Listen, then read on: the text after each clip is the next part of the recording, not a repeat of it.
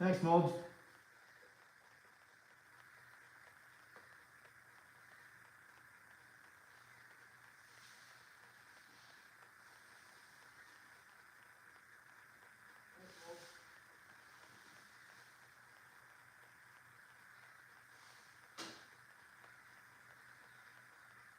Was just one of those days where I figured, JDo's, because it's a speed challenge conversation, I figured JDo's would be a good intro setup. So, here we are.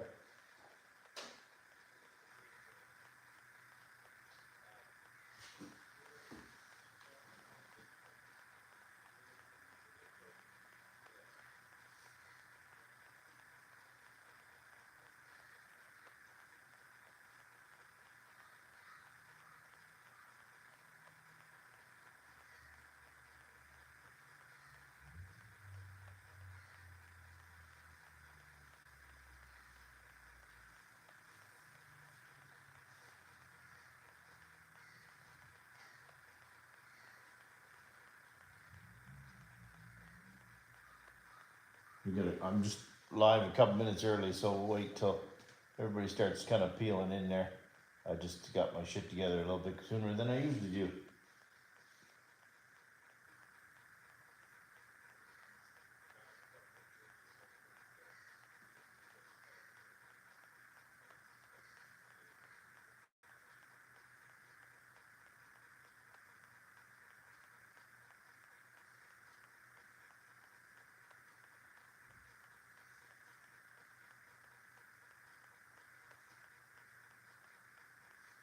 Hey, TK.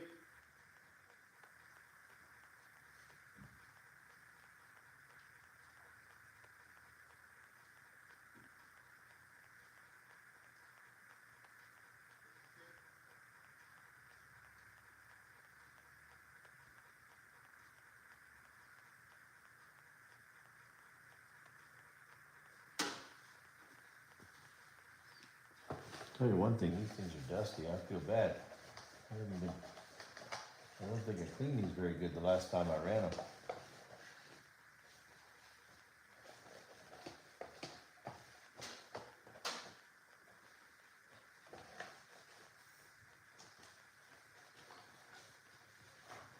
You know, these usually only ever see pavement, so they don't just get dusty from the road dust. They don't really get that dirty, they just get dusty.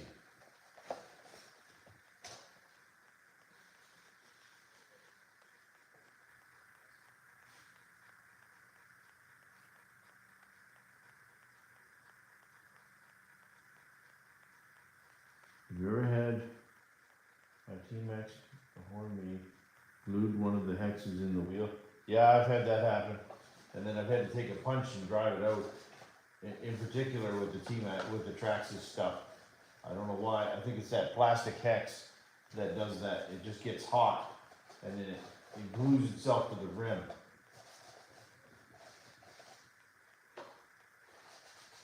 I upgraded mine to the steel hexes and it doesn't seem to do it. Hey, Riggs.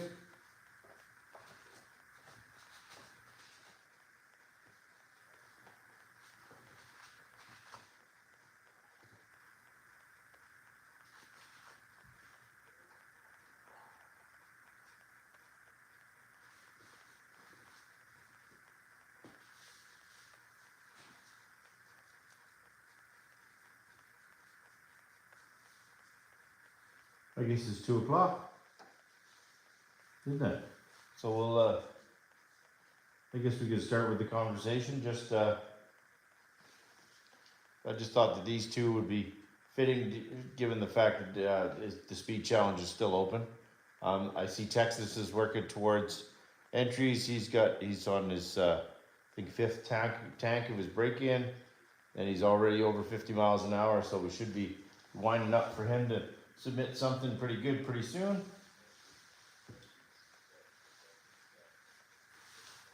So, and then, so Steve, I got a pretty good announcement from Steve, so we'll do that in a little bit, which is pretty cool. He's the one that has submitted his full entry to this point. So and we'll see how that goes from there.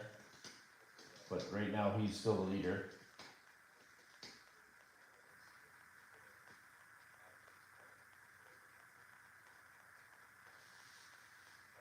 We'll see how his entry holds up. Obviously, there's some pretty good competition for what people are working on. I've only got the one submission still, but I know that I've been tagged in a few YouTube videos of people working up to it, so that should be interesting. Oh, hey, Brett. I haven't seen you for a bit.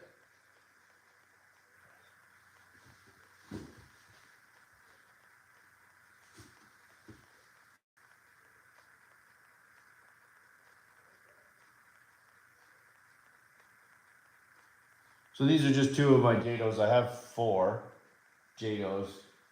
These are two of them. I just figured it was fitting with given the speed challenge, and I just put JATOs up here. But these aren't obviously eligible for the competition. But I have 4 different JATOs, and each one of them in a different generation. Kind of an iteration of Traxxas's build. So I like these. In my opinion, I still think the JATO is probably the best platform that Traxxas makes, in my opinion. I know a lot of people would argue that and say the T-Max is, but I have the least amount of grief out of a JATO, out of everybody else.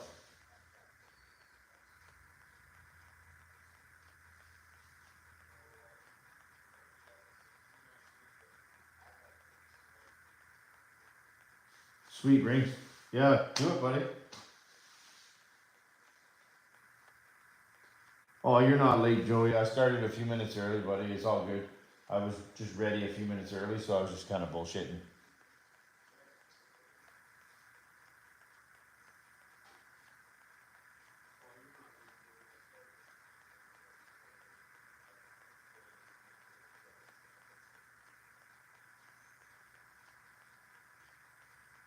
So yeah, like I said, I threw these JATOs up just to speak to the speed challenge once everybody kind of piles in here in a little bit.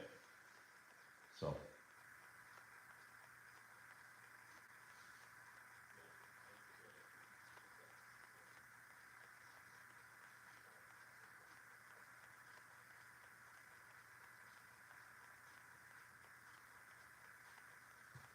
We'll give it a few more minutes and make sure we don't have any more people before I talk about what Steve has suggested for his, if he wins.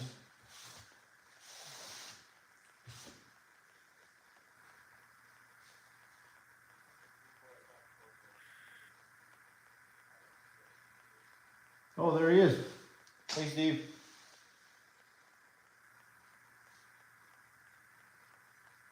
Perfect. Now that Steve's here, and we're a few minutes into this live, just before we get going on, so Steve has suggested, if he wins, that he would like to donate the prize for a random giveaway. Remember, so anybody that's been on the Nitro Addictions channel, he does that random generator thing. So if Steve wins, he wants to donate it to a random generator winner.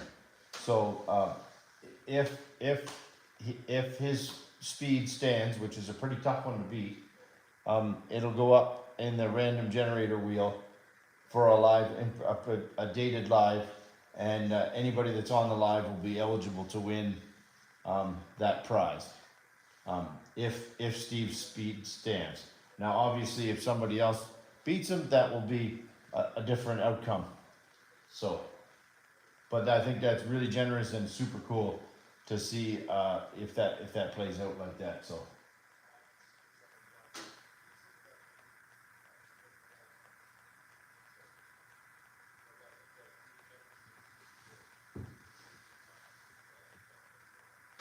So we had been talking about it back and forth through email, and that's what he decided he wanted to do. So I think that'll be super fun, and it'll make for some interesting challenges for sure, and hopefully somebody else win.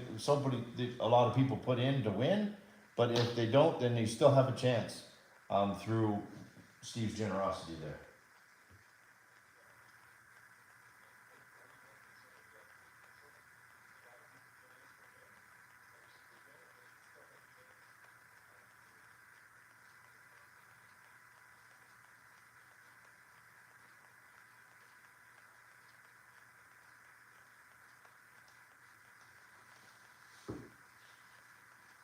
So obviously I'll have to talk to John on which random generator he used for his, because that one seemed to work really well. So we'll use the same one that he used when he did his.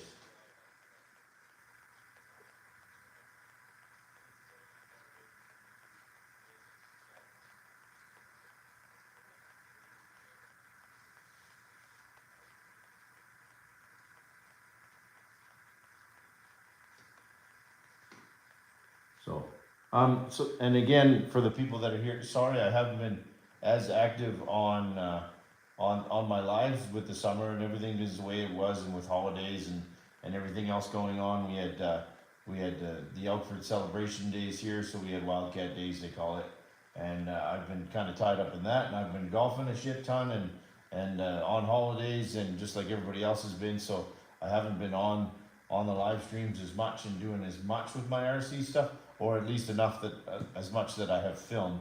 So I've been kind of back and forth between golf and RC stuff, but I haven't been doing as much filming as much as I've just been enjoying running my stuff. And I've had a fairly long run of not breaking anything, which is really abnormal for me. So I've run quite a few RC cars and not broken anything for a while, which is weird. So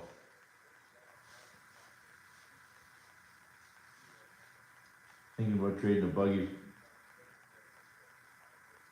What, Brent, if you decide you want to trade for a Jado, you can let me know. I've got 4. I have one that I'd be willing to let go.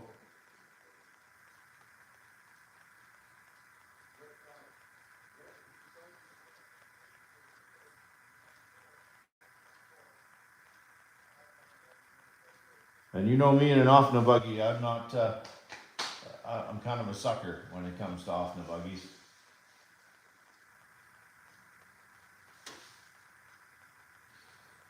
Yeah, I've got these 2, and then I've got another one up there that I don't run very often. It's just a different gen of these 2. So I have this. This is like one of the first gen Jado 3.3s. This is the newest Jado 3.3 version, and then the other mid version is up there, the one with like the platinum body on it. So.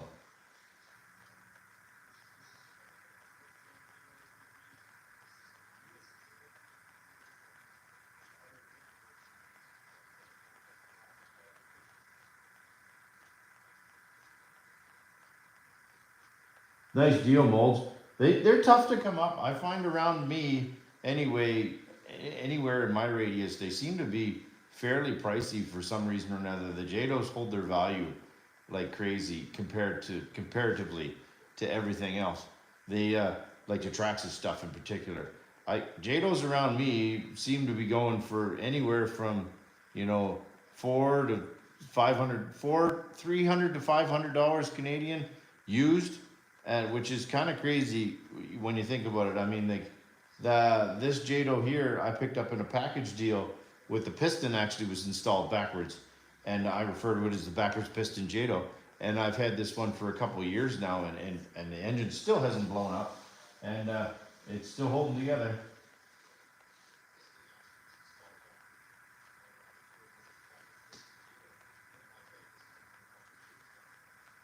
Hey, Offman guy, what's happening? Yeah, like this, I run this one more than any of them, more than this one in particular. And this one never causes me any grief, and I don't know why.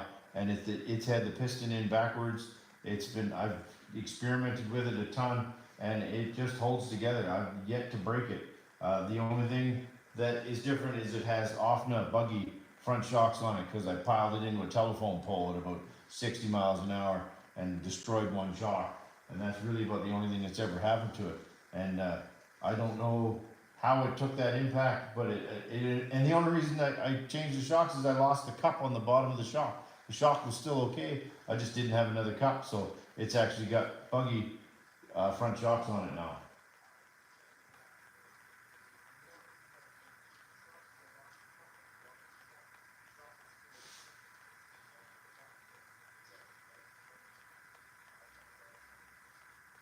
Yeah, anybody that's watched my my run videos out in front of the house, there's a telephone pole in front of my neighbor's house, and I've piled into that pole a couple times, and I hit it with this Jado in particular at a full-on trot, and it was a bad deal, and it was some carnage, but it was all super easy to fix, so it was crazy.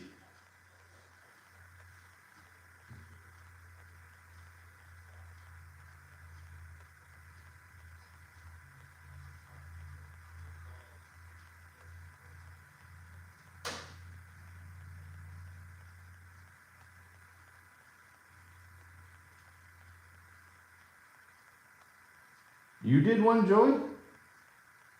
Oh no, sorry, yeah. I saw that one you did with Haggard there. It actually turned out pretty good.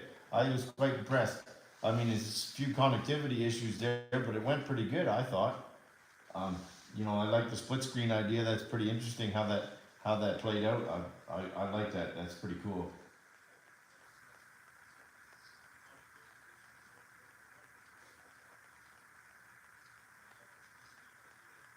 No, they do actually come stock with sway bars, and the Jados actually come stock with sway bars, and they also come stock with I think, is it one or two options for thickness for sway bars? Let me look. I still have the package that came with that one.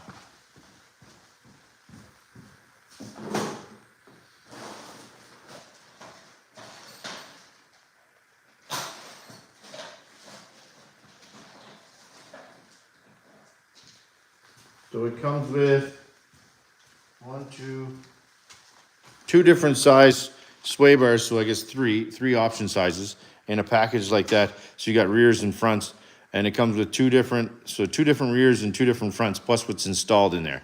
So you should have three different options for thickness of sway bars. So that's what it comes with stock. Now, if you buy it used, chances are good you're not going to get the sway bars to go with it.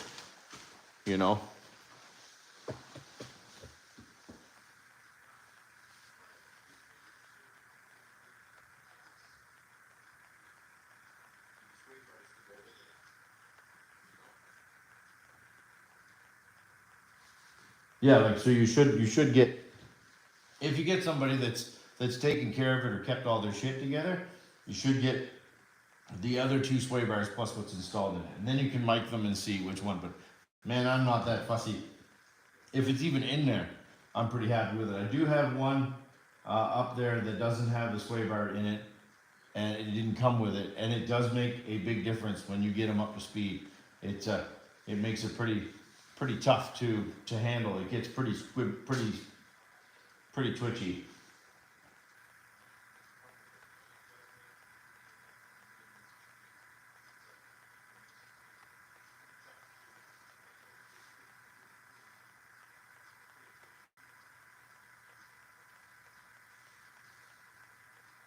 But yeah, one second, I should have changed the battery around.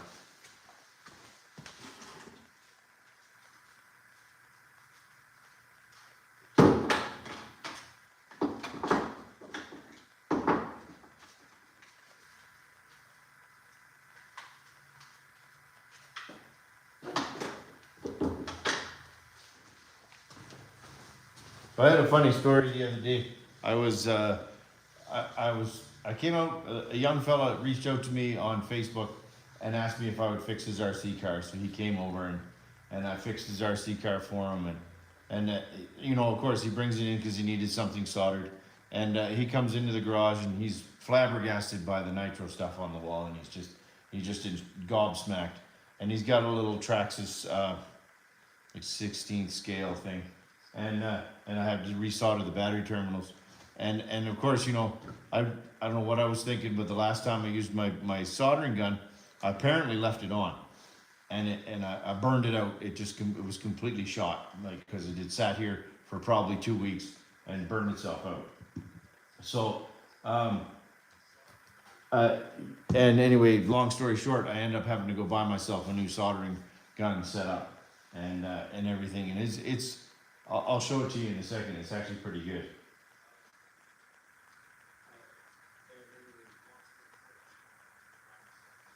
So anybody that's looking for a soldering gun setup, I just picked this up.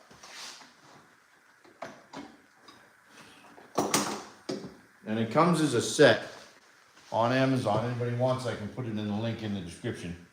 So that you have, the reason I like this one, that I picked this one from Amazon, was that it's relatively cheap, but you got your little brass brush, you got your sponge for your water to clean the tip off. But this one has an automatic shut off. So if you walk away from it or forget to turn the thing off, it will time out and shut off. So if you don't, you don't do what I did and leave it run and then leave and then fuck up and then the thing gets in here and burns itself out, or even worse, burns your house down. So this thing was only $60 Canadian. So it's not horribly priced. It even comes with a spool of solder. It even comes with the tweezers, all the different attachments, and a solder sucker. So it's a pretty good deal. I do recommend getting this. The old one I had was an old Mastercraft one, and I had for quite a long time, and then of course I was an idiot and left it on, and then it died.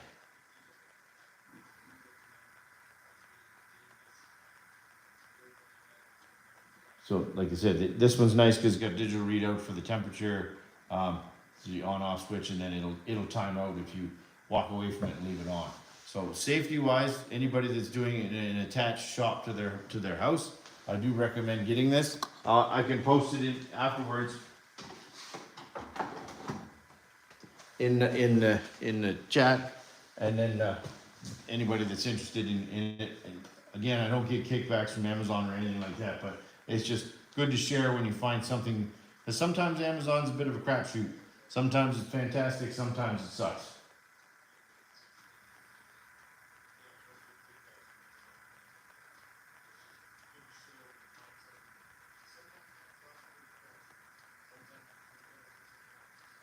Yeah, I love the JATOs too, Carl. They're awesome. They're like I said at the beginning of this, I think they're the best platform, in my opinion, that Traxxas has.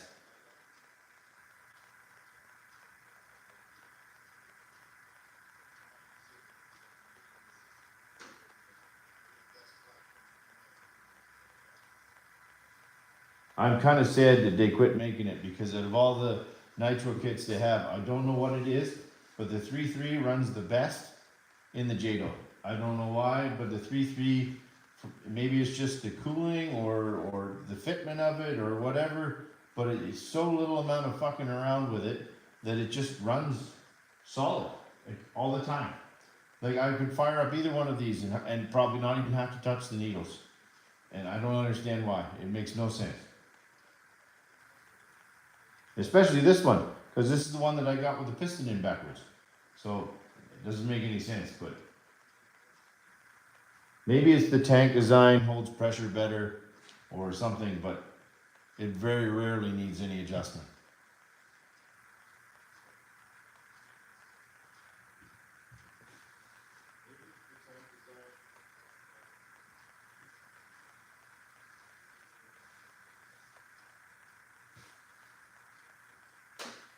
See, exactly, Joey. Like, so if you're not a contractor or you're just using it for hobby grade stuff, like some of that Chinesium stuff is not bad from Amazon. If you're not running a business with it, or you're just a hobbyist with it, then there's nothing wrong with it. If you're trying to run a business out of something, obviously you want to spend the money and buy some good stuff. But if you're just a tinkerer, or just you doing some small term stuff, you don't need super expensive shit, right?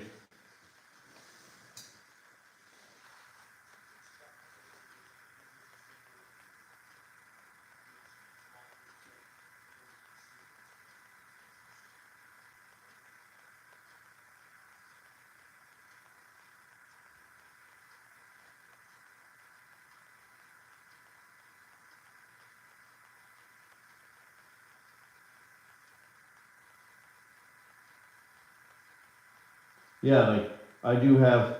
I think maybe these are the generation before the Conrod issue. I'm not sure. This one shouldn't be, but I don't have as much fuel run through the red one as I definitely do this one. And this one, it makes no sense. Like I said, it should be screwed, because it was running I tried to run it for a whole tank before I realized the piston was in backwards from the previous owner, and and I tried everything to tune it, and I couldn't get it to tune, and then next thing I know, I pulled the piston out, and it was in 180 degrees the wrong way.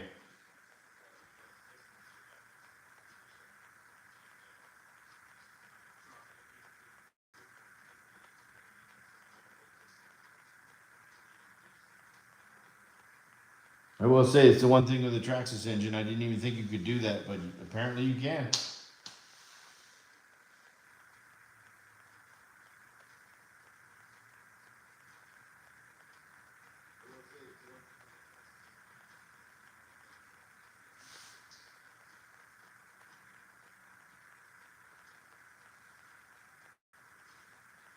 There is some good things you can get off of Amazon. You just got to be careful what you're buying. You just got to research a bit. It does help to have somebody else who bought it and put a decent review on it. Not a shit review, but it's a decent review. Or somebody you know buy it and send you the link. You know.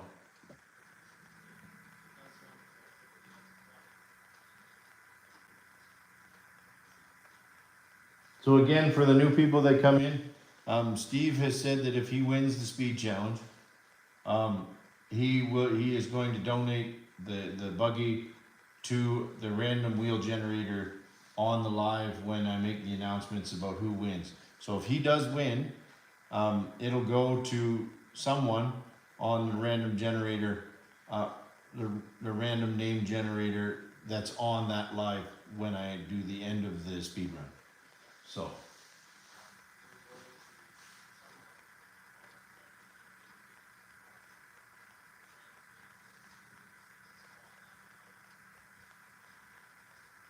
That sucks, Joey. You let me know. If you need me to pick you one up, I can always pick you one up and send it to you. Because I'm sure I can find one at my hobby store and send it to you. Because I know the hobby store that I frequent will have it in stock.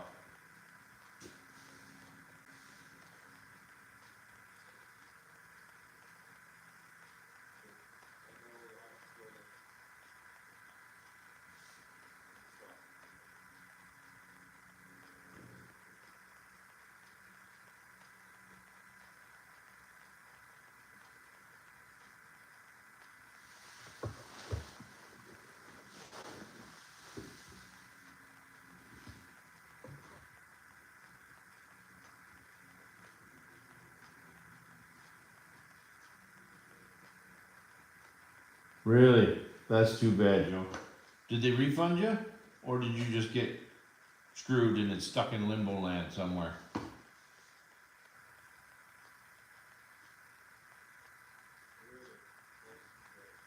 You should try it off, Nagai. If you could actually make that work and you make it viable, and a good sturdy one, you could sell them and make pretty good coin off of it because the Traxxas one being as shitty as it is.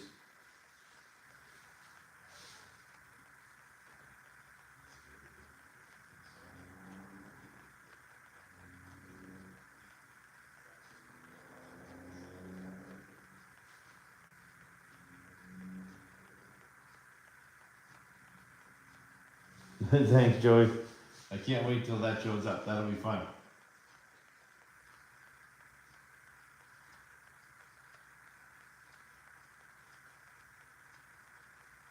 Oh, hey, John, you're back. How was your holidays, buddy? Your fireworks show was epic, by the way.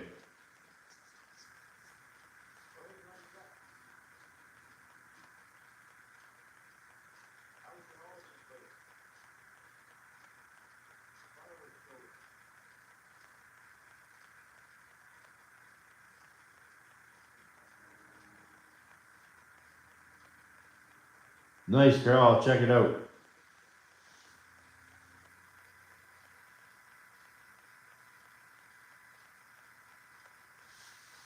Are you going to be doing your lives this week, John, or is it with your hours being as crazy as they are? Is that not happening?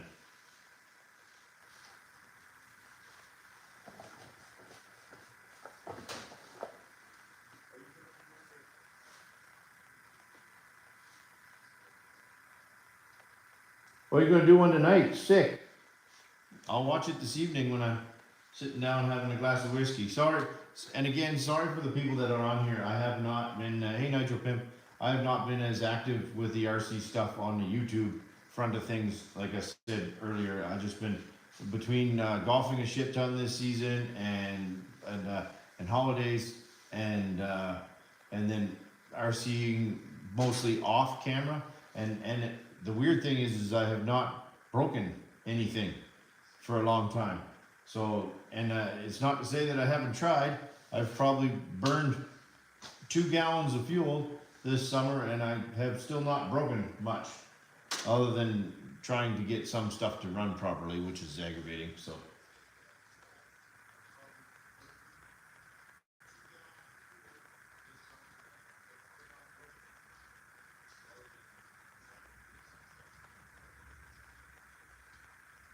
And then the other thing I've been really busy with is I've been regripping golf clubs for people on the side, because there's nobody, because we live in a really remote area, so there's a lot of people that haven't. There's no facility to regrip golf clubs anywhere, so I've been doing that for people as favors and things like that. So it's been a busy summer for sure.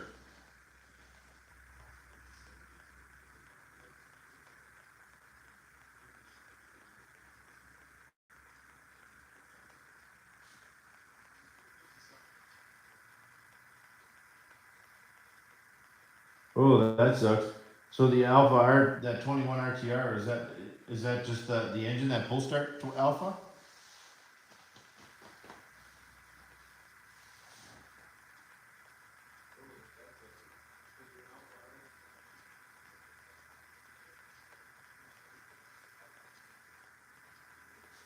That's funny because usually the few Alphas that I have, the the break-in was really flawless, except for they like the fuel, like they run fat until they're broke in.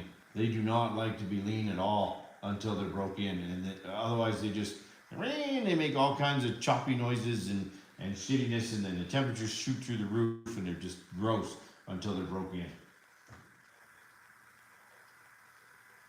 B852 runs like a sewing machine. Sweet.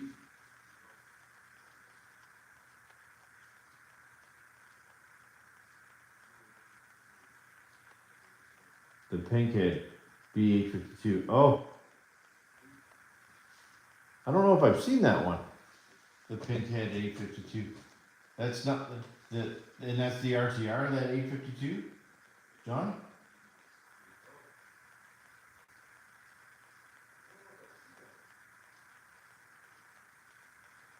I thought that Pinkhead one was a bump start engine.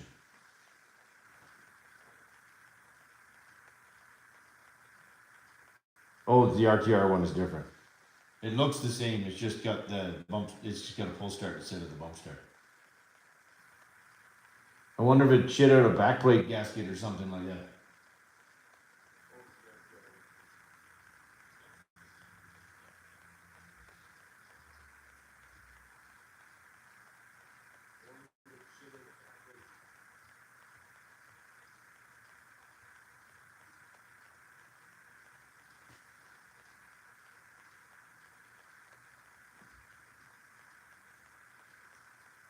Thanks for that, Carl. Appreciate that. Who's leading the speed challenge? So far, still only one entry. It's still Steve, obviously, who's still winning, and he's still at the top of the pack. And I know that I've been tagged in a few videos recently, and there's people that haven't submitted yet, but they're working towards it.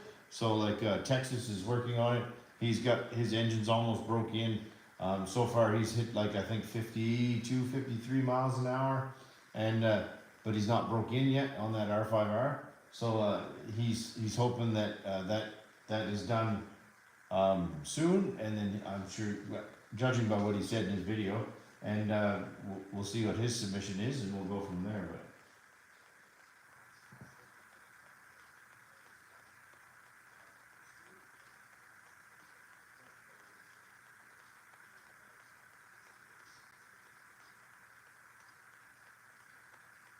Yeah, I was gonna say, John, you've had that RTR, that pull start RTR for quite a while in that 8. No, it was in your low C8? Yeah, and you've flogged on that for quite a bit and it's taken it. Yeah, okay, so it was 54 miles an hour, right? I know he'll get faster. Steve's still pretty tough to beat, man. I think he's at 69. But again, Steve did say, I know people keep popping in and out, and he said that he's going to submit that to the random name generator if he wins, and then we'll do a random name generator on the live at the end of the speed challenge. So if he wins, he's going to donate it, and somebody has a chance to win it off of that random name generator. So that's pretty cool.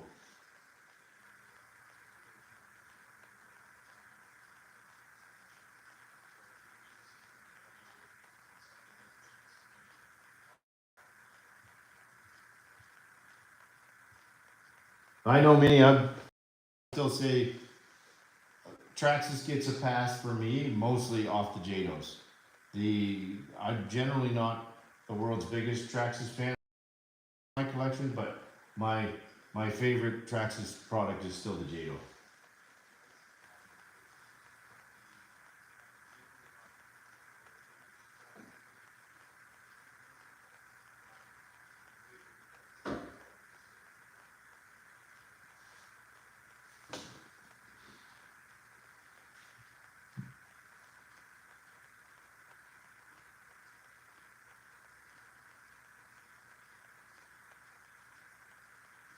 Sounds like you covered your bases with that stuff.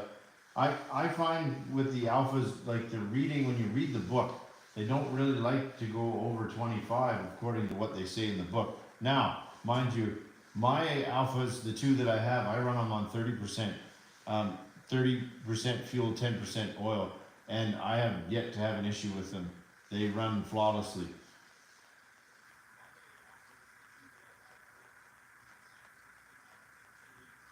You like the vintage T-Max Mini? I have one of the first gen 2.5 ones over there, the classic one. It's pretty good, but I do say I have a T-Max 3.3, the newer generation one, and I don't do squat to that thing except for beat the tar out of it, and it takes it. So I can't really say much now. The Revo, I could take or leave the Revo. I mean, the one that I sent Joey is phenomenal. Did wheelies like a champ, but it is a bitch to work on. It's not a great kit, in my opinion, to work on. It's not. It's not friendly. The Dragon's like 30%. Yeah, maybe that's what it is, John. Maybe the ones that I'm running are like Dragons. I've never run that RTR one.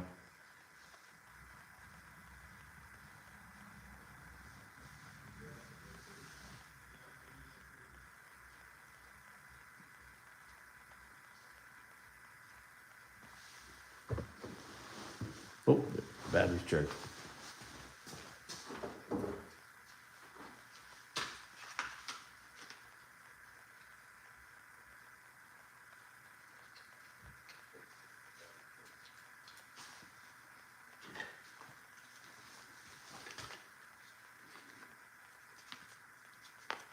I don't know why, but every once in a while I just get in the mood to run a JADO. And today was one of those days. I was just like, I would like to run a JADO today.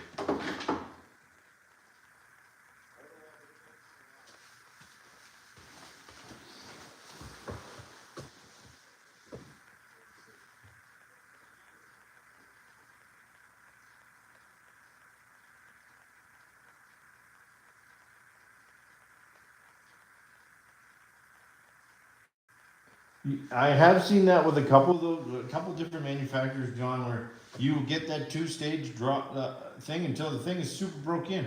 I don't understand it. And if you actually watch Nitro Talk with Todd, he says the same thing.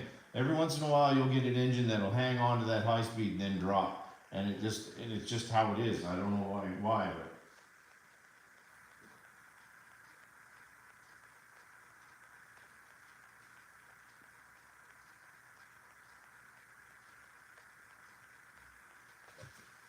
so yeah, I figured we'll run a JADO and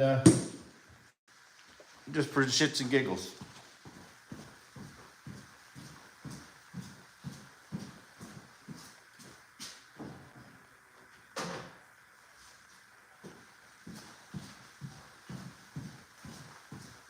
Put the red one back. We'll run the old girl.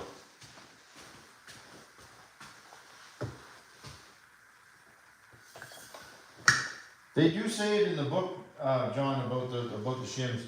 Maybe it would pay to check it. It wouldn't be the first time. And I know some of those alpha ones, the book is a little tough to read because the English isn't exactly the best in it.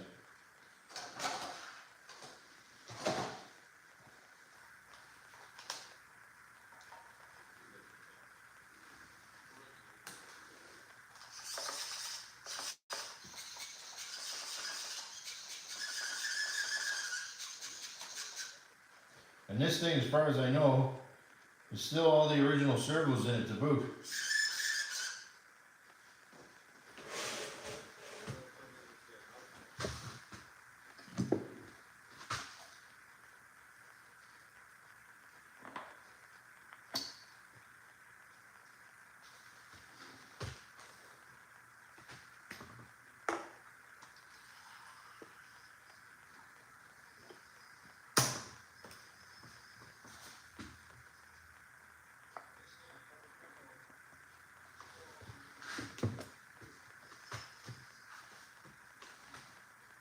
And I know that a lot of people run the JATOs on 30%, and I've tried them on 30%, and they work like a bugger on 30%, but I will say, I don't think the 3.3 really likes 30% a whole lot.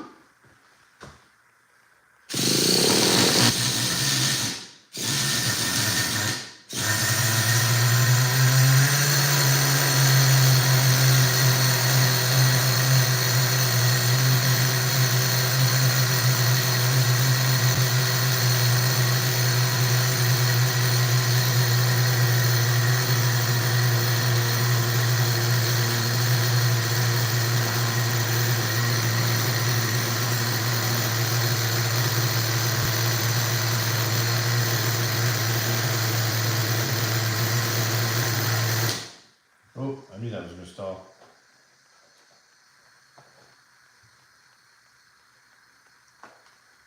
I don't know if I've ever run that Flashpoint fuel, John. I mostly run VP and Sidewinder and have pretty good luck with it. Just a sec here before I fire that back up.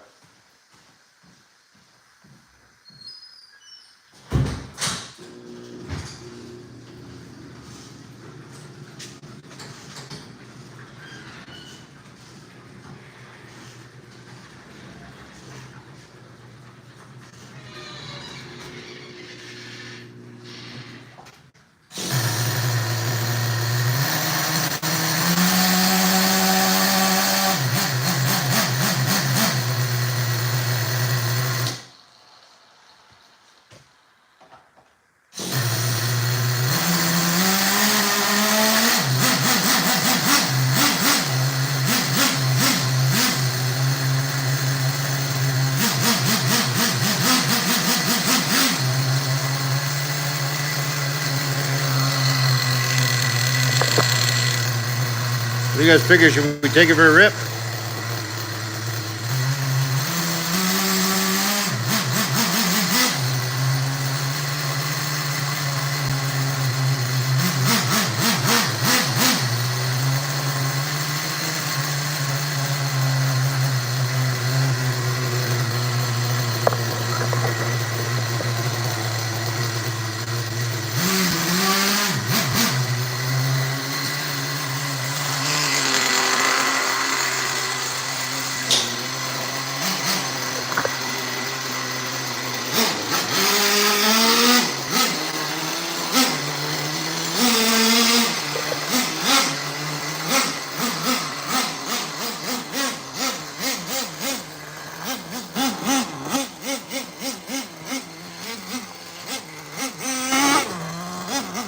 I think we're going to get a rainstorm here soon.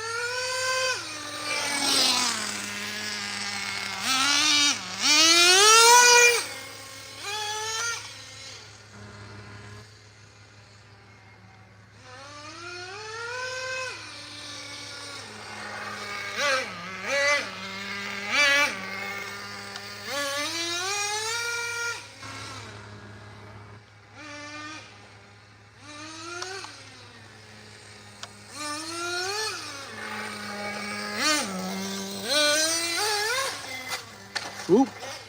Oops, man down.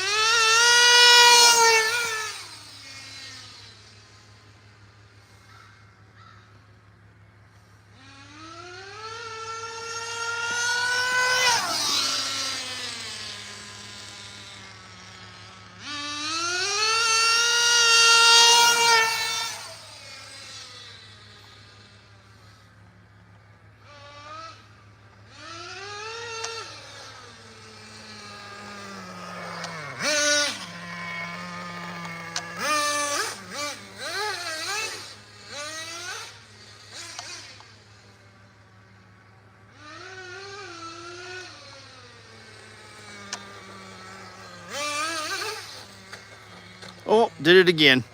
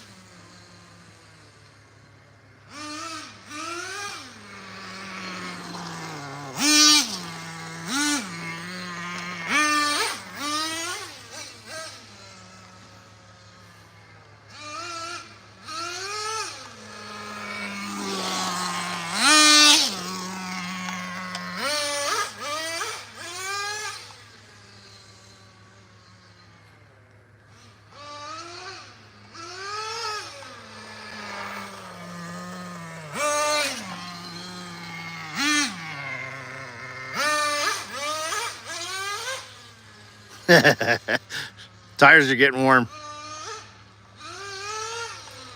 Good traction now.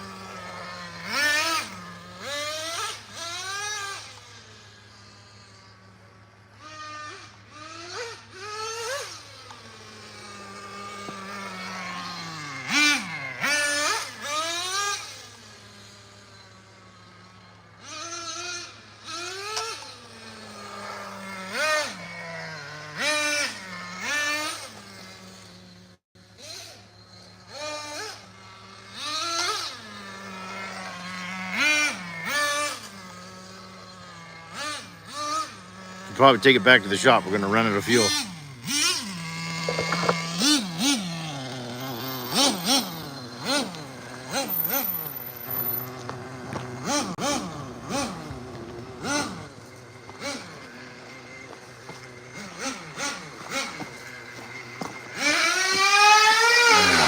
Oh. Thought I blew a tire up there.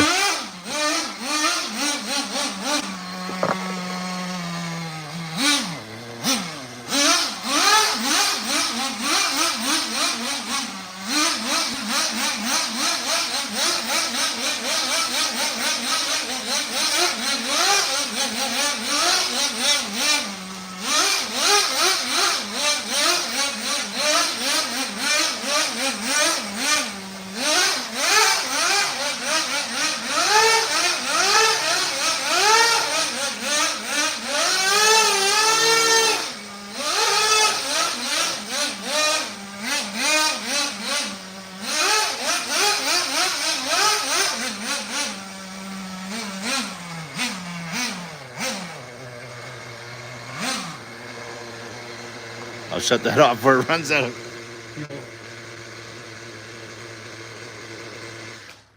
Ooh, tire blowout.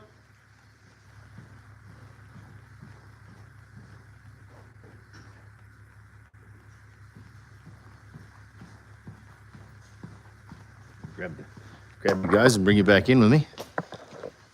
Let the smoke clear out for a minute. Small tire blowout. No damage.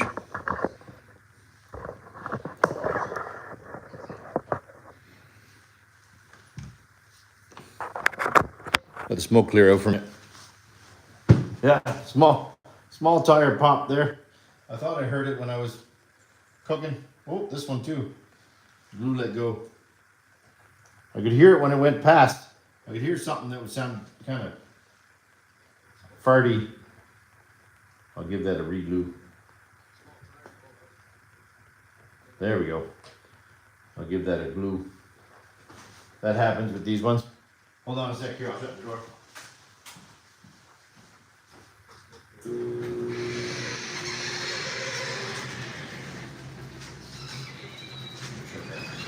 Here you off before I forget. Make sure it's on bottom dead center.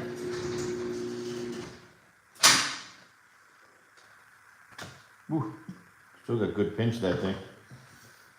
All right, I missed what some of you guys were saying there when I was out there. Let me just get my ducks in a row here. So I'll go back up here.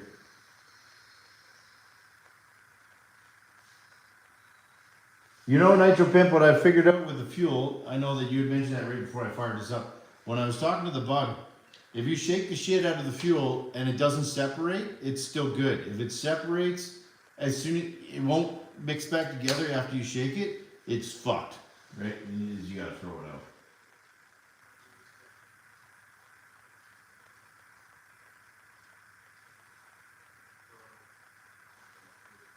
I got some Byrons that I come across the other day, believe it or not, in a yard sale.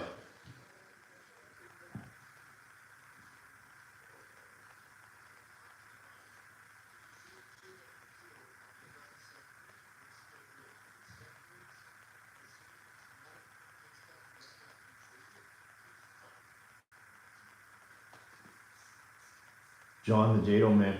Who? So John, you have 23 Jados? Nice.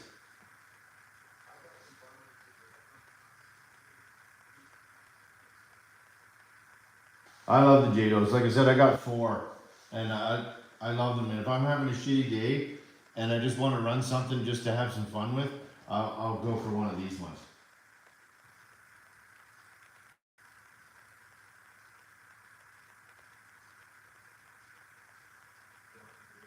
I see. I like them, Nitro Pimp. I do.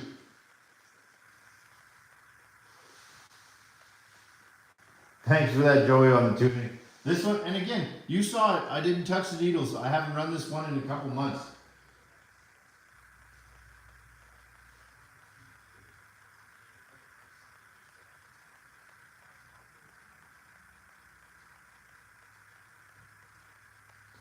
Hey, High Velocity.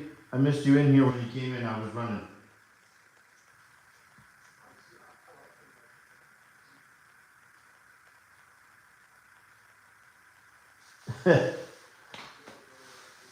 I think, well, me and the bug actually live in not very, well, we live about 10 hours apart, but in the same province.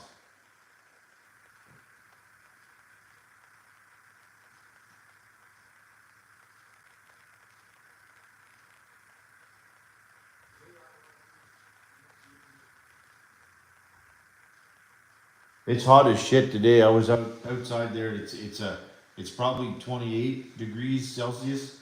It's pretty warm for sure. I'm waiting for a big thunderstorm to roll through because it's pretty muggy right now. And but like you said, you've seen how this one runs, obviously, except for the tire pop there, which I'm surprised at because I don't think I've ever glued these, but these came glued. So obviously, like you say, Traxxas is allergic to CA glue. Yeah, it's the first time I've had one of those pop, but oh well, I'll reglue them. But yeah, like I don't know what it is with a 3.3 and a Jado. They run like clockwork. They work perfect, and I bet you I could pull the other 2 down, and they're the same. And then I have the one Jado with the Kingstar head on it, which is kind of cool, but it's a little bit different for sure. Definitely different. 108 Fahrenheit. Ugh. So what's 108 Fahrenheit? That's like 40 degrees Celsius or something, I think. That's disgusting.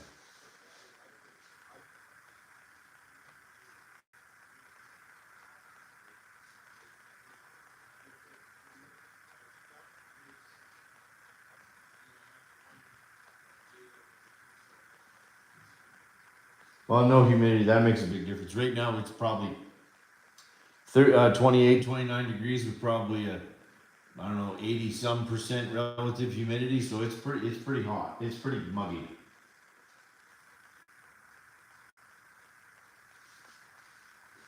Just let me open the little door, just so the dog can come in.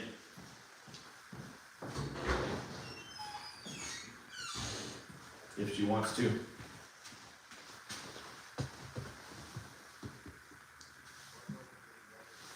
I don't know how much fuel's in this thing left. I don't know. I tried to run it out. Looked like it was pretty empty. Well, there's still a whisker biscuit in the bottom down there. I'll drain that out after. Nice, John. I work a whopping 2 days this week, which is kind of nice, and then I'm on holidays. I work Monday, Tuesday, and then I'm off Wednesday, Thursday, Friday, Saturday, Sunday, which is kind of nice. It's a bit of a break over the. I know I've had a lot of holidays over the summer, but I kind of want a little bit more. Maybe go somewhere else and golf a different golf course, or maybe go on an RC adventure and buy something else. Don't know.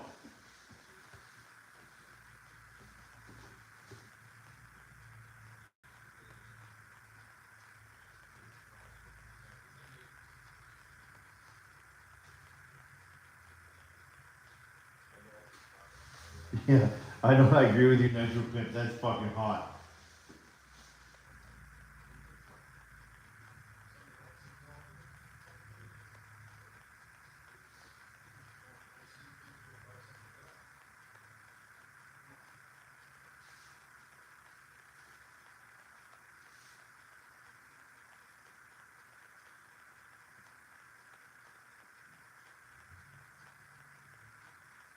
Yeah, it's muggy today here. It was gorgeous this morning.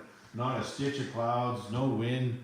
Probably about the 20, 21 degrees. It was beautiful, and then it was a great morning. Went out and golfed 9 holes and did some yard work and shit, and it was beautiful.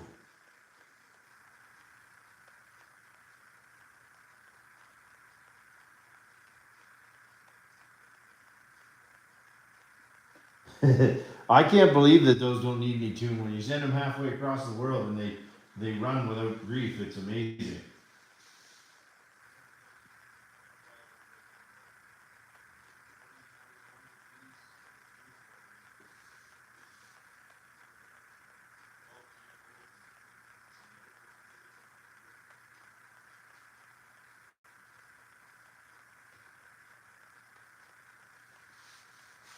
When I used to live on the East Coast in Canada, it was same thing. It'd be, you'd be 25 degrees Celsius, which is not astronomical, but then you'd be 110% relative humidity, and you just die.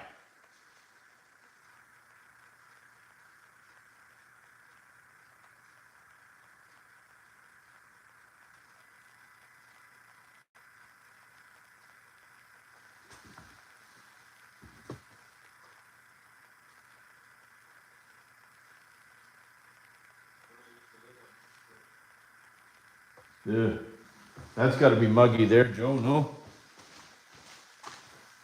Have you guys seen that one with the Kingstar head on it? I'll show you. Kind of neat. So this is the one with that weird king something or other cylinder head on it. Look at the size of that thing. When I first walked past this, when I bought this, I thought that this was a 21 in this thing, but it's actually just the cylinder head. It's a monstrous cylinder head.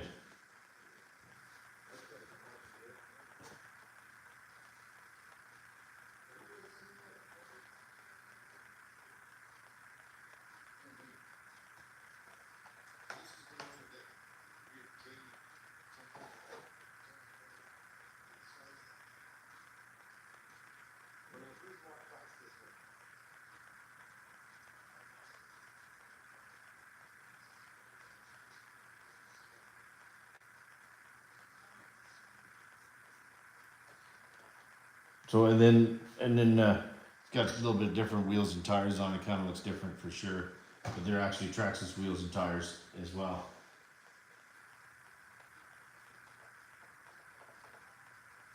So yeah, this one is the same generation as that one I just run. The body color's the same and everything else, and it still has all the original Traxxas stuff in it. And then I don't know why, John, they put this is an aftermarket cylinder head that you could buy. Probably when you run it in places like, I imagine it's mostly for places like where John lives, you know, in Arizona and whatnot, in places that are that hot, because it's extra cooling, I guess. I mean, it's cool as shit, but you don't really need it. I mean, look at the size of that friggin' thing. Like, that's crazy, and it's still a 3.3, so there's nothing. It's nothing astronomical about it. It's just got a really big cooling head. It's some aftermarket dealie.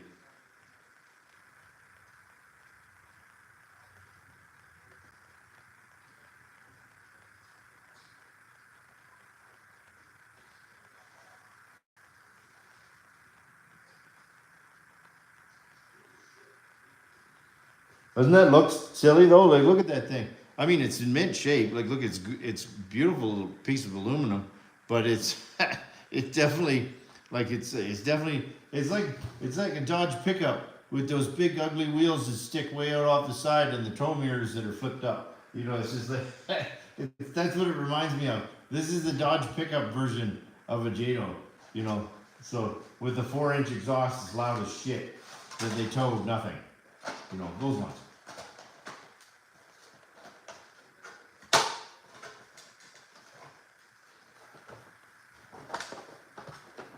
So I guess this is like, I should call this one the small dick version. So anybody that's got trying to compensate for something, make this can say this one is it.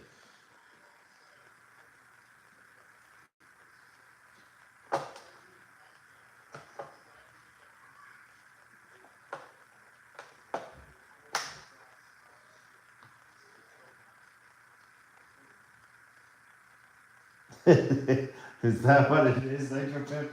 I just think it's kind of funny. You know, I mean, it takes all kinds. Like I said, the original reason I stopped and saw this at the when we bought this at the swap meet was I thought that it was going to be. I thought it was a 2-1 in there, and because of the size of the head, and then the guy was just like, he made too good an offer to pass up. There was this one and that classic T-Max for $120, and I wasn't going to turn it down. So.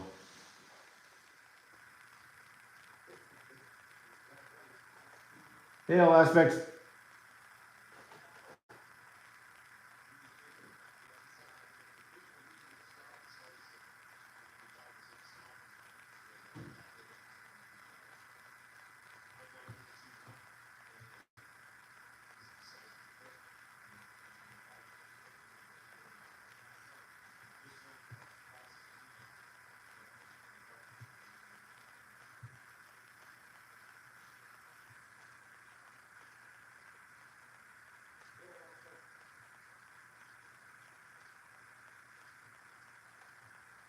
But yeah, so this you said that this is the other one, and then the one that's up there is the one that I. It's funny, you know, because I was at that swap meet. Another funny story. I was at that swap meet, and one of the JADOs, the one that's up there actually, is one that I have taken with me to sell.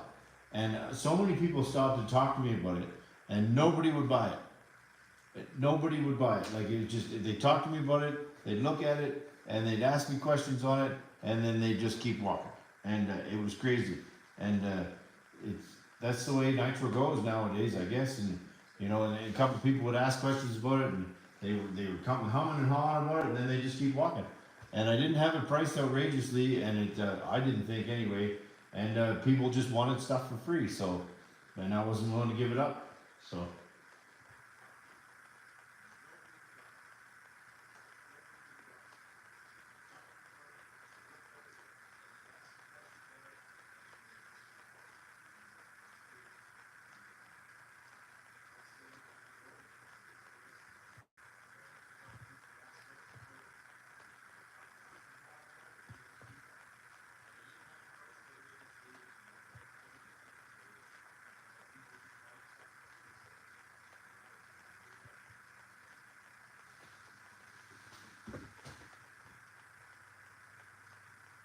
Yeah, people are funny nowadays.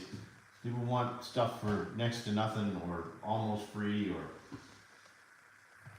Oh, I guess for those of you that have these or anything like these, I want to show something just so that. Um, Later, Joey. Thanks for coming, buddy. So you can buy these hub adapters. They're actually Durtrax hub adapters, and they're a hex nut like this, and they have bearings in them. I don't know if you guys can see them or not. You see that there? So that allows you to put whatever wheel you want on the front of a Jado or an RC10 GT, because these fit, and these are super cheap. And I got, I think, a pack of 6 of them, or like 8 or 6, I can't remember. And for like, I don't know, $20. And then they let you put on a hex wheel. And then you just put your nut on just like regular.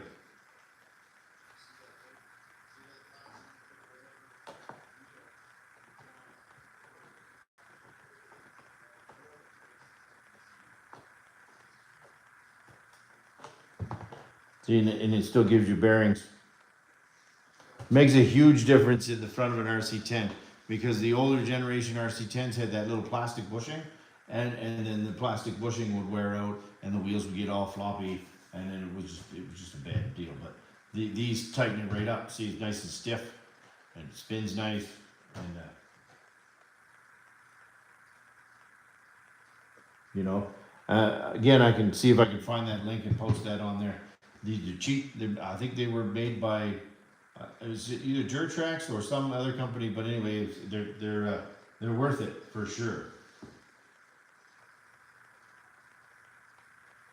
But it definitely opens up, like for these and the RC10s, it opens up the wheel selection tremendously for people. Oh, Joey, before you go completely, I do have that package packaged up for you. I'll get it in the mail this week.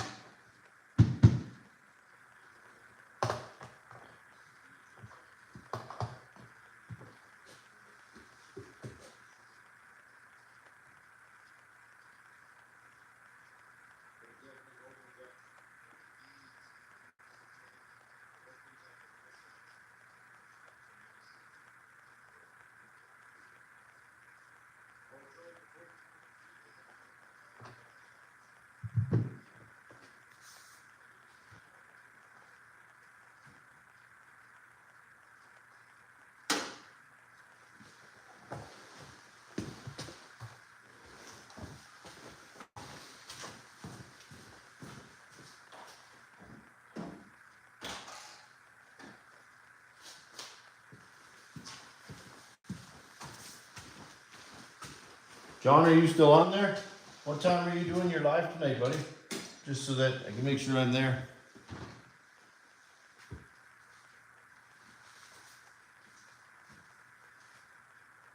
What's the next purchase going to be? So actually, I got a purchase coming. It's not a purchase. It's a trade / gift from Joe, from Joey Nitro. There, he's going to. He's sending me a OFNA Hyper Truggy, which I don't have a Hyper Truggy aside from the Jammins.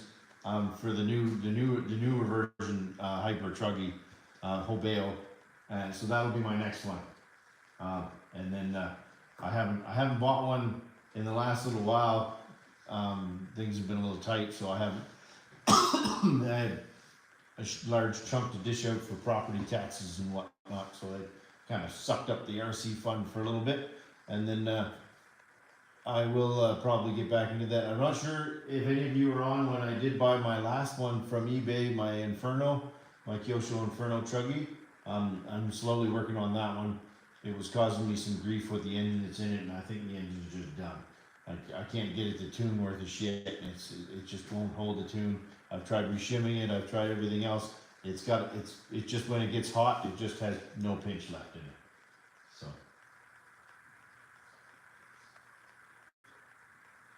Thinking around 6 California time. And I think 6 California time is 7 my time. Anyway, I'll watch for it and see when it is, John, and I'll be on there.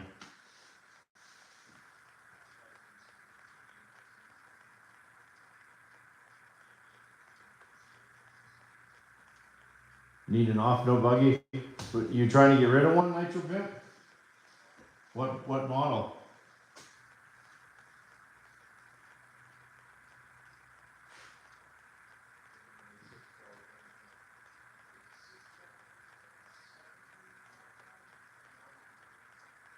You just bought 15 of them. Holy shit.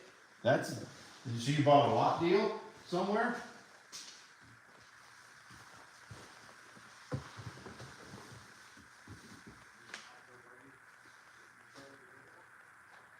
Ooh, I don't have a 7.5.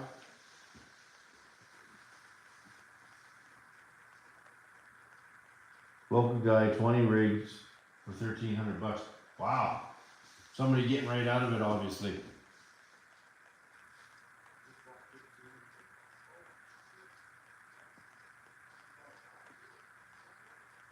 You know what, Ofna guy, I had an XXXNT and I actually gave it away. I got so frustrated with that thing because it's not one of my favorites. I'll tell you what, the clutch deal in it is shit, and it takes really odd, specific clutch bearings, and the bell is ignorant, and and the front end is made of toothpicks. And I actually sent it to the Bug 404 because I just got fed up with it. And he said good luck with it and good on him, but I just don't. Yeah, it was just not my cup of tea.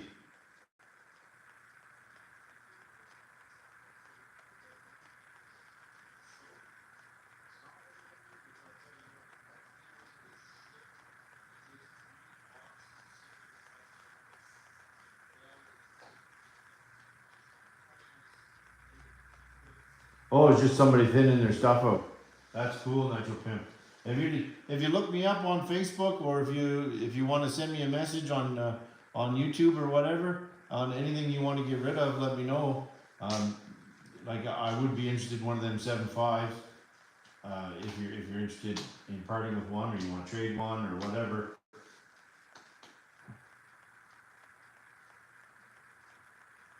Does the Red Cat Monsoon take a smaller servo, all aspects, or just too deep?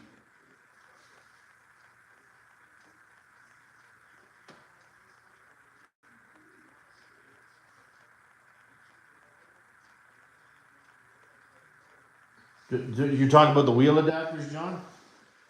For the hubs?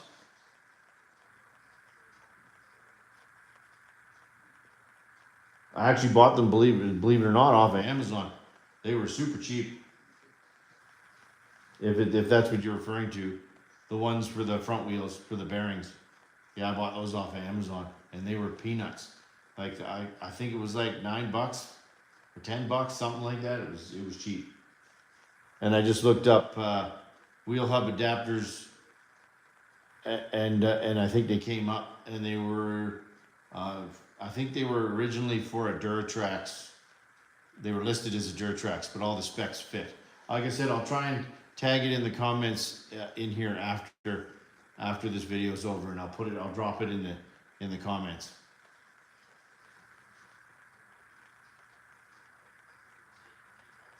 It might be good for the nostalgia of the guy, but I will tell you the other thing that pissed me off with that thing. So I don't know what Losi was thinking with that tank, but I think I got rid of the tank. Anyway, the tank, for whatever reason, the exhaust pickup to pressurize the tank goes all the way to the bottom of the tank. So when you shut the thing off, the pressure in the tank back bleeds the fuel into the exhaust. It's the stupidest and most infuriating design ever. And so you shut the thing off, and it would just pump the whole tank of fuel out the muffler onto the table, and it was just stupid. And I was going to take a Dremel and fish it in the tank and cut that off, just so that it was only yay far down inside. It's stupid. And then the Bug found an updated fuel tank that has a short pickup in it, or not pickup, but exhaust port, and it doesn't do that. But my God, it was aggravating. You shut it off, and it would just fucking pumped the fuel out all over the table. It was ridiculous. Yeah, I'm talking about that XXXNT.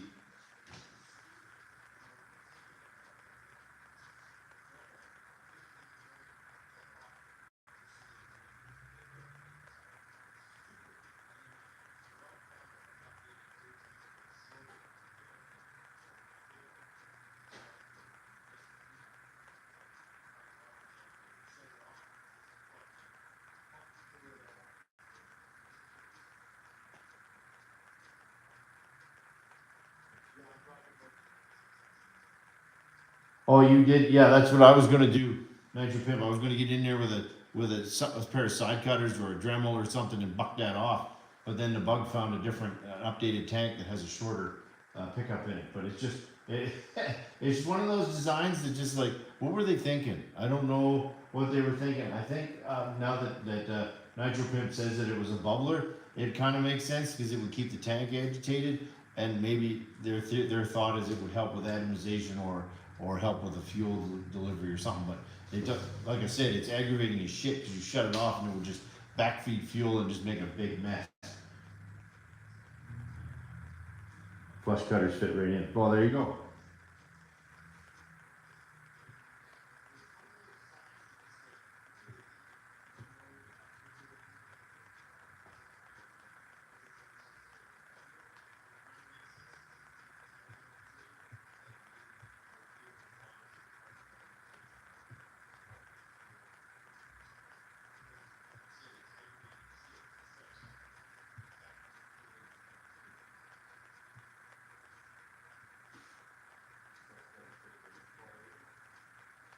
Yeah, basically that way, John. It's just like I said. You look at stuff, and I mean, as a tradesperson, you can relate, John. You're just like, what was the engineer thinking that designed that? You're just like, was that the 60% engineer that didn't quite pass, or like, what the hell were you thinking? Come on now, hey?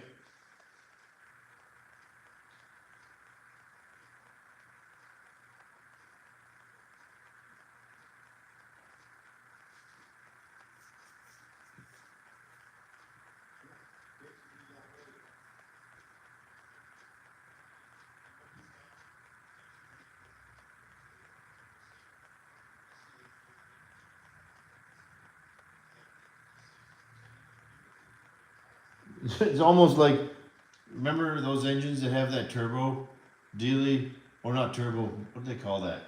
That little line that went from the front to the back of the engine. That that little equalization line that went from the front to the back that did absolutely nothing, but it looked cool and it was a good sales gimmick.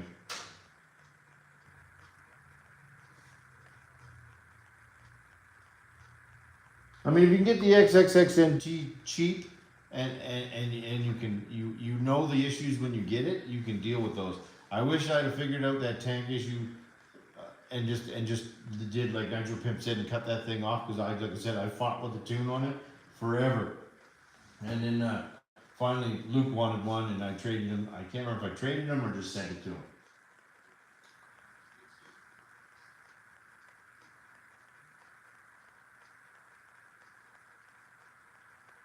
Perfect, all aspects. It works good, man. That slotting those screws, that Dremel thing, it works. It works well.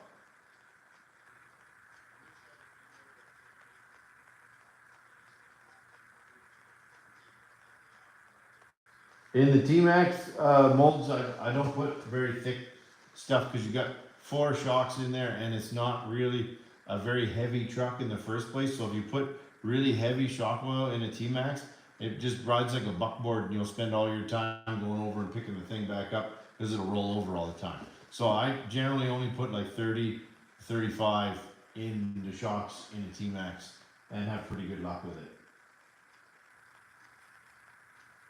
Yes, Optic guy, that's right. It's a non-functioning boost port.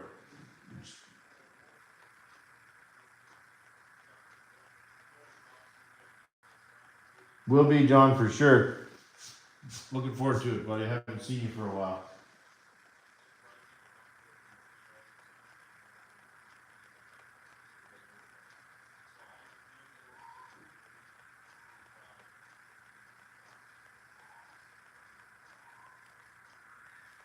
If you get a chance, John, drop the link in to start your stream just so it'll correct our time zones. You know, the one where you put it in and just that waiting room type kind of deal, and then it shows your time zones, and then people won't miss it if you get a chance. I know you're a busy man.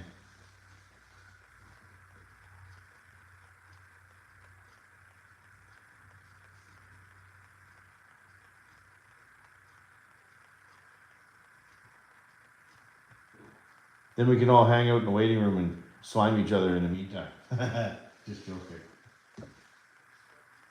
Well, I just said if you do so if you go in when you set your lives up and you do that waiting room or that link that just shows, you know, you're waiting for a live stream, and then it'll say your live stream starts at 6 o'clock. It may be 6 o'clock your time, but then if I go into it and look, it'll be like, could be 7 because it corrects the time change for whatever zone that person's in. So it works pretty good. I like that because then you can see, like when Hybrid puts his on, because he's in a different time zone, he'll say like 6:40 or something on his, which and then that comes up for my time at 6:40, but it may be 5:40 his time, right?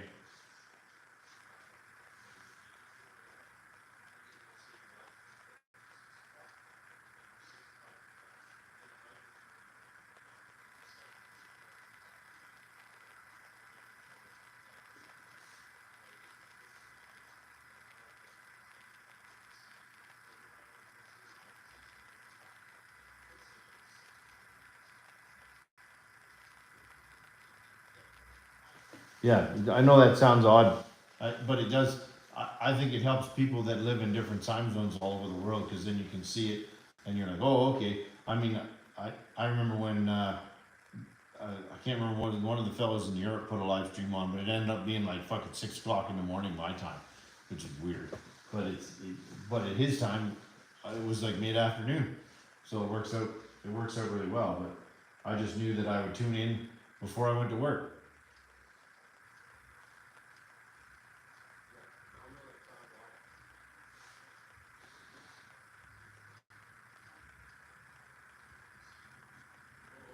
Well, yeah, Pico has that. The one that I sent, Nitro Pimp, the one that I sent Joe for that Revo, or I sent Joe that Revo, it has that Pico 26 Max in it, which is a Traxxas drop in. And that thing is an absolute beast with that Pico 26 Max in it. Like, you can't keep the front wheels on the ground. It's just craziness, but it's an awesome kit. That has tons of upgrade and everything else, and it runs really well. But like I said, it's still a Revo, and I reserve my opinions about the Revos myself. But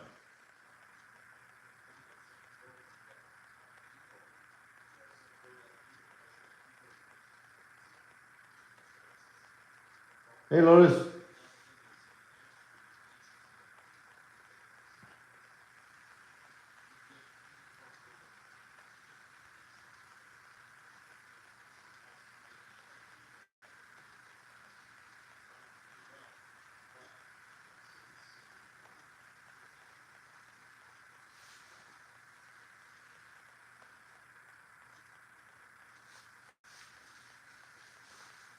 Pico did a 21 for the T-Max as well. Oh, there, I didn't know that off the guy. Those got to be kind of rare.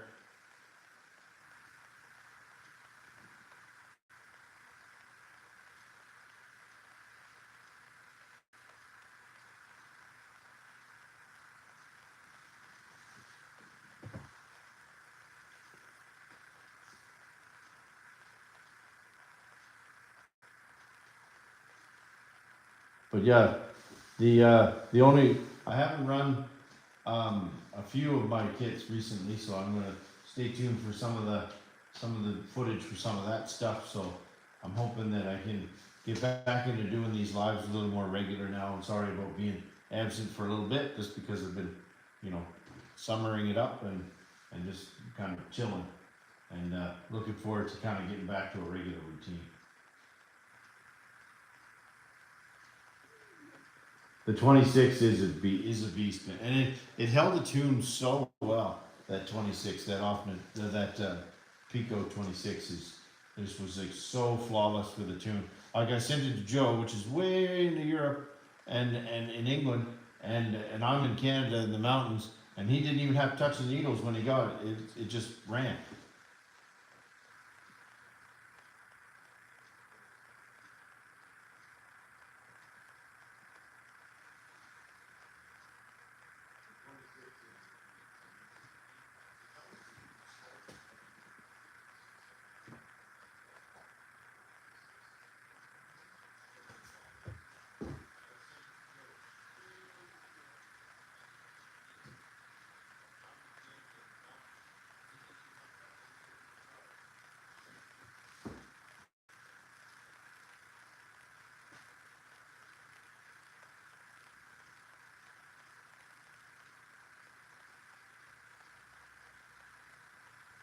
Nice, Lotus. You're gonna run a 1/5. That's one thing I've been humming and hawing about. I would really like a 1/5 eventually. I'm going to probably do that this year. I would like a Baja or the Losi stadium truck 1/5. So that'll be my next big purchase, likely, um, for an RC car. So I would like to get one of those. That's I know where there is one in a city not far from me, and I bought a couple. Actually, I bought my Mugen from the fella, and he was trying to sell it to me then, and he shot me a message not that long ago and offered it to me again. It's definitely, and it's a really nice 1/5.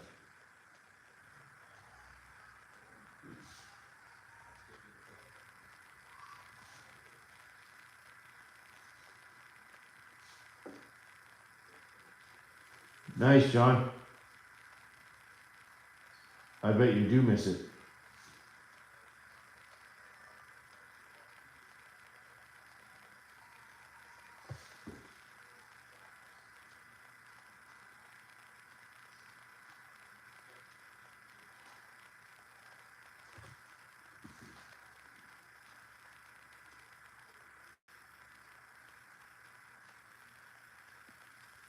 Yeah, exactly.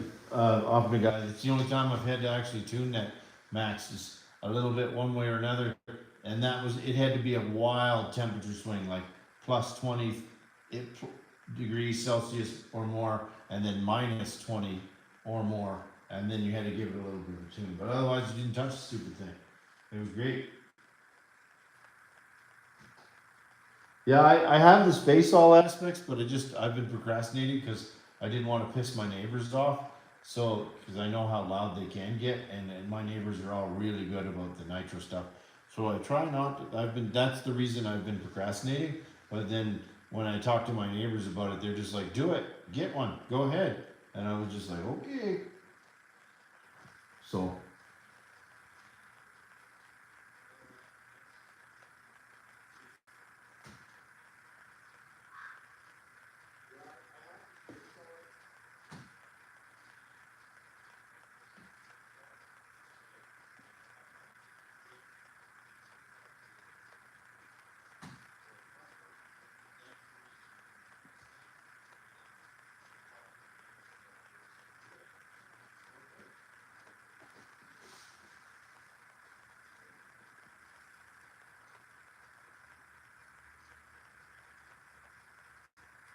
ooh, 70s and Red Cats, that's fucking dangerous. Like, I don't think that would hold together very well. Because the rest of the kit's made out of hopes and dreams that it'll hold together.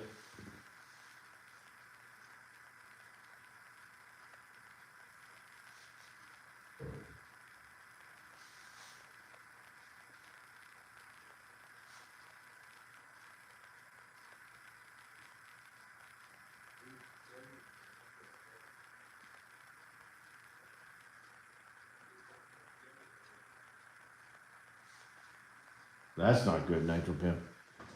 That's almost as bad as some other YouTubers that can't set a spur gear to save their life.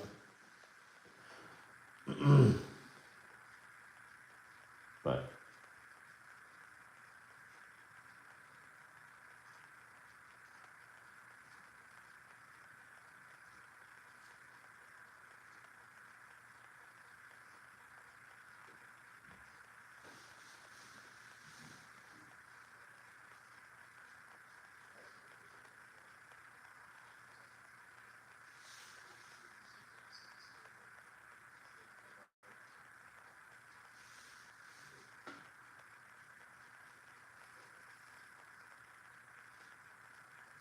Ironically, he wants my 12. Wow, that's kind of funny. At least keep a couple JATOs for yourself, and then let it go. Let them go. It's a good trade in my book.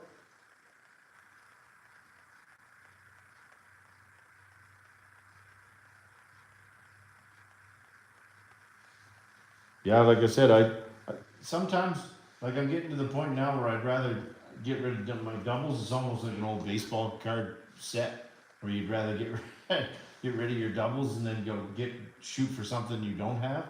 And I've thinned out a ton of my doubles and stuff, and the only ones that I have doubles of that I can't seem to ever let go or want to let go is my MGTs. I have multiple MGTs, and I just can't seem to bring myself to get rid of any.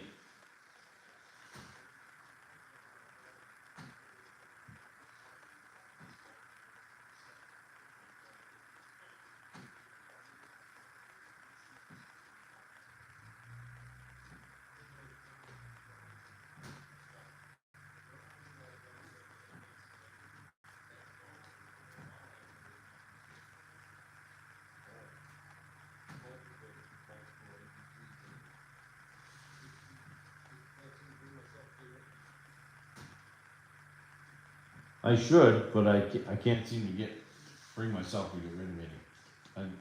One of those deals. You get soft spot for certain things. It's kind of like John with the Savages. You don't really want to get rid of them just because you get attached to them.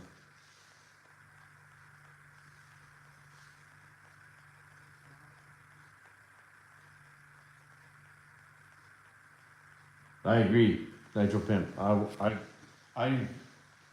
out of all the ones I've ever sold, which isn't a shit ton, I don't think I've ever gotten rid of an MGT.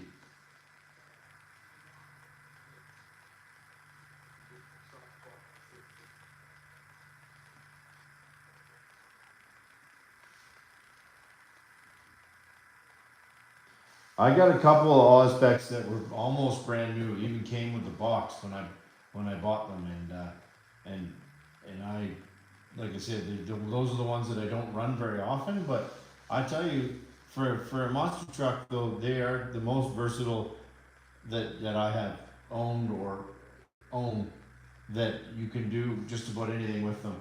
Like especially in the snow, they're amazing in the snow.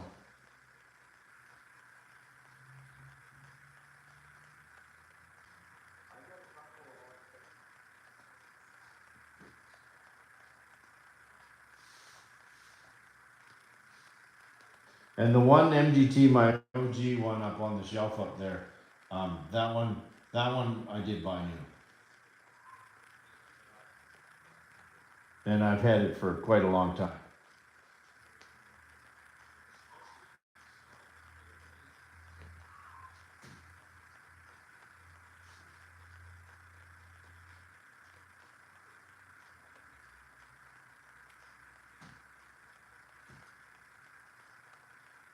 You have 500 nitros, Nitro Pimp? That's pretty good.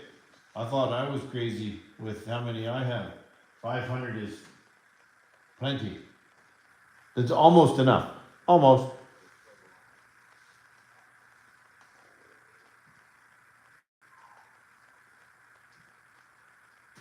You totally can, all aspects. My one MGT, actually, you can see it in the background over there. It's kind of sitting cockeyed. I gotta go fix that. But that has T-Max shocks on it, and it actually handles like a buggy. It floats. I can run it full speed across the field and hit the brakes and slide it sideways, and it won't even roll. It's crazy.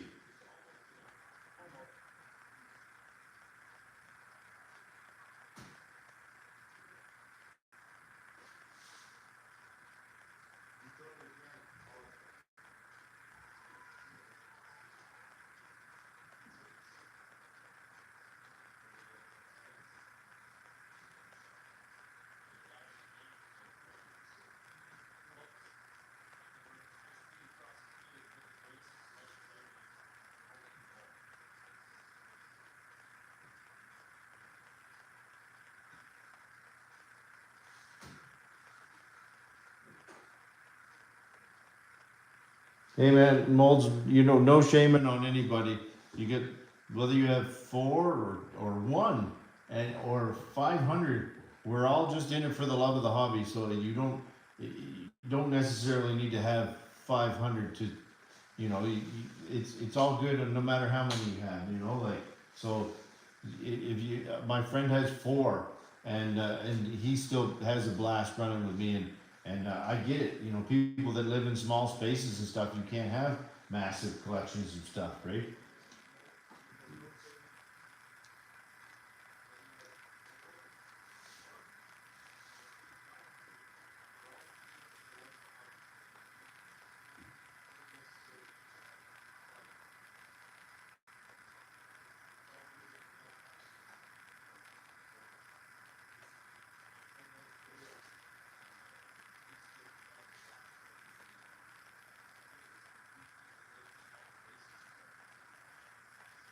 We'll see you there, John. I look forward to it, buddy.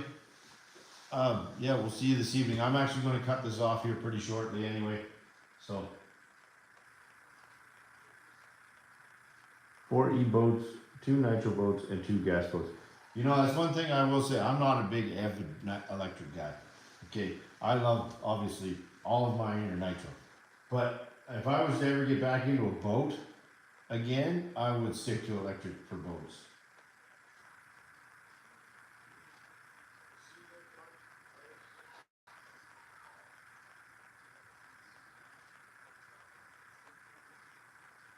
I hear you, Nitro Pimp. You are living the best life with that many. That'd be pretty awesome.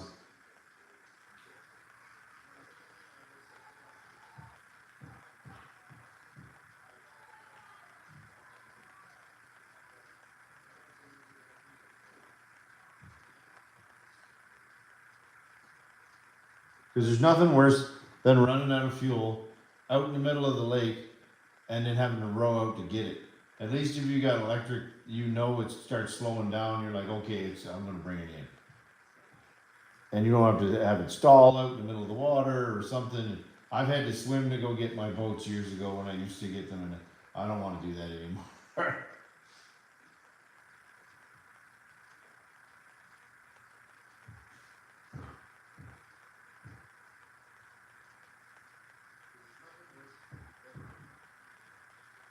Perfect, Lotus. That's even better. If you got the electric tugboat to go get them, that's even better.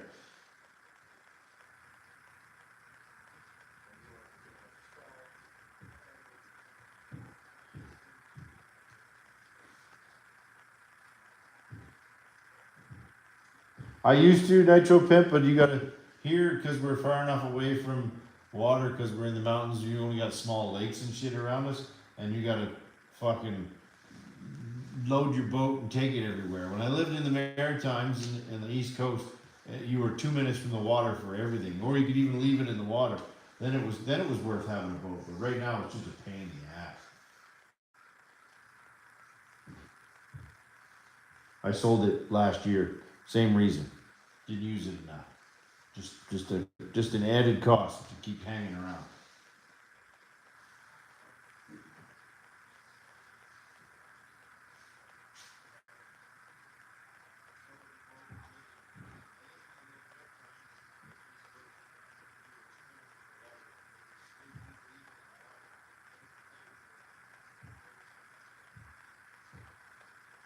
Yeah, exactly, Nitro Pimp. And then we get all the city slickers that come around our area where the lakes are, and they all come in and they're just like, and they got $300,000 boats and super fancy, and they can't drive a stick up a dead dog's ass, and they just kind of you pushing everybody out of the way, and they're all snooty and everything else, and they can't back a boat down a boat ramp to save their life. It's just nuts.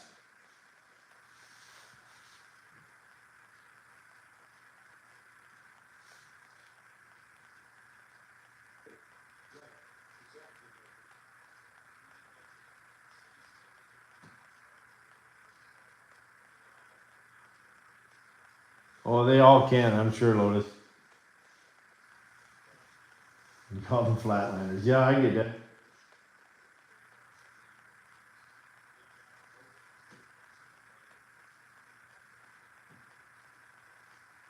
Oh, I think that's pretty cool, Lotus. I've never seen that self-right thing.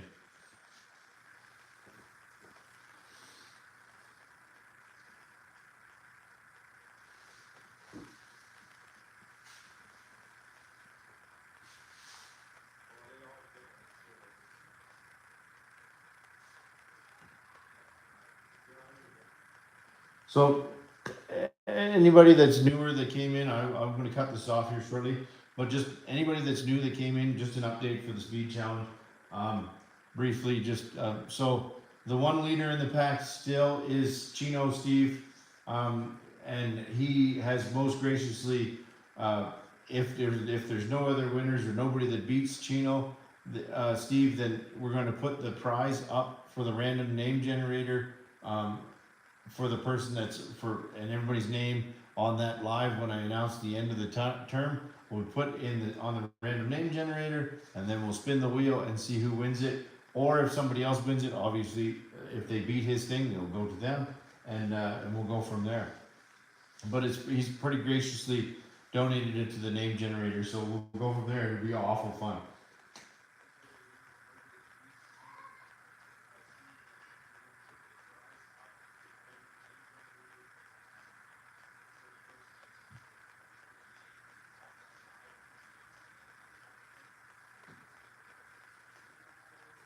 Yeah, it's still a buggy challenge, Mulch.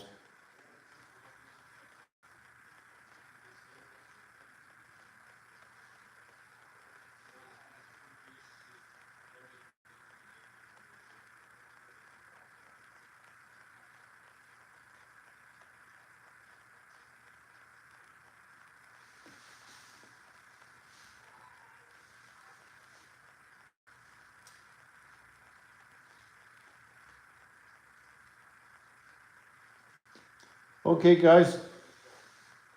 I guess I'm going to cut it off there. Hopefully, everybody makes their way over to John's live this evening. When he does it, it'd be great to see what he's going to do. And everybody have a great night. And hopefully, everybody else gets out and burns some more nitro. I might go out and burn that rest of that little bit of fuel off in that Jado, and after I reglue the tires, and then have everybody have a wonderful evening. And hope you guys all. See you next week, and come back on here and we'll have another BS, and then I'll try and get something else together so we can run something different. You guys, if you have any requests for anything you want to run next week, shoot me a message or drop it in the comments, and we'll make sure that we run that. All right. Have a great one, everybody. Take care.